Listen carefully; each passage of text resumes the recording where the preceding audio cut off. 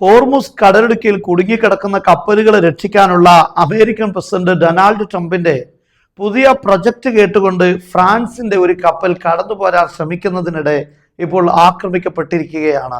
അമേരിക്കയുടെ യുദ്ധക്കപ്പലുകളുടെ സെക്യൂരിറ്റി ഉണ്ടാകുമെന്ന് കരുതിയാണ് ഫ്രാൻസിന്റെ CMA-CGM കപ്പൽ പുറത്തു വരാൻ ശ്രദ്ധിച്ചത്. മാത്രമല്ല ഈ ട്രാൻസ്മിഷൻ സംവിധാനങ്ങളെല്ലാം ഓഫ് ചെയ്തുകൊണ്ടാണ്, അതായത് കപ്പലിനെ കുറിച്ചുള്ള വിവരം ലഭിക്കാതിരിക്കാൻ ഇതെല്ലാം സ്വിച്ച് ഓഫ് ചെയ്തുകൊണ്ടാണ് ഹോർമുസ് കടലിടുക്ക് കടക്കാൻ ശ്രമിച്ചത്. പക്ഷേ ഇറാന്റെ സൈന്യം നേരെ ആ കപ്പലിനെ ആക്രമിച്ചിരിക്കുകയാണ്.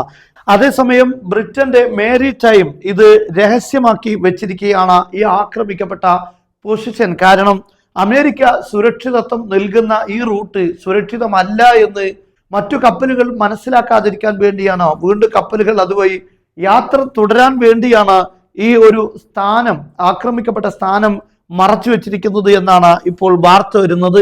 ഈ ഒരു ചിത്രത്തിൽ നമുക്കിത് കാണാൻ സാധിക്കും. ഫ്രാൻസിന്റെ കപ്പൽ ഹോർമുസ് കടലിടുക്ക് കടക്കാൻ വേണ്ടി ശ്രമിക്കുകയായിരുന്നു.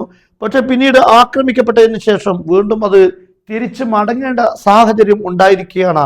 എന്ന് പറഞ്ഞാൽ ഹോർമുസ് കടലിടുക്ക് ഇപ്പോഴും ഇറാന്റെ ശക്തമായ നിയന്ത്രണത്തിലാണ്. അമേരിക്കക്ക് ഇതുവരെ കഴിഞ്ഞ ദിവസമാണ് ട്രംപ് പ്രഖ്യാപിച്ചത്.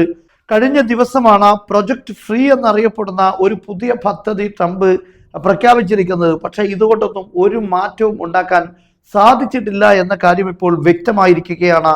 കപ്പൽ നീങ്ങാൻ ശ്രമിച്ച കപ്പലുകളെയെല്ലാം ഇറാന്റെ IRGC ഇപ്പോൾ ആക്രമിച്ചിരിക്കുന്നു, വാണിംഗ് നൽകുന്നു. വാണിംഗ് നൽകിയത് പരിഗണിക്കാതെ വീണ്ടും മുന്നോട്ട് പോകാൻ ശ്രമിച്ച കപ്പലുകൾക്ക് നേരെ ആക്രമണം ഉണ്ടായിരിക്കുകയാണ്. അതേസമയം ഇറാൻ കൊമേഴ്ഷ്യൽ കപ്പലുകളെ ആക്രമിക്കുന്നത് വളരെ ശ്രദ്ധിച്ചുകൊണ്ടും സൂക്ഷ്മതയോടുകൂടെ തന്നെയാണ്.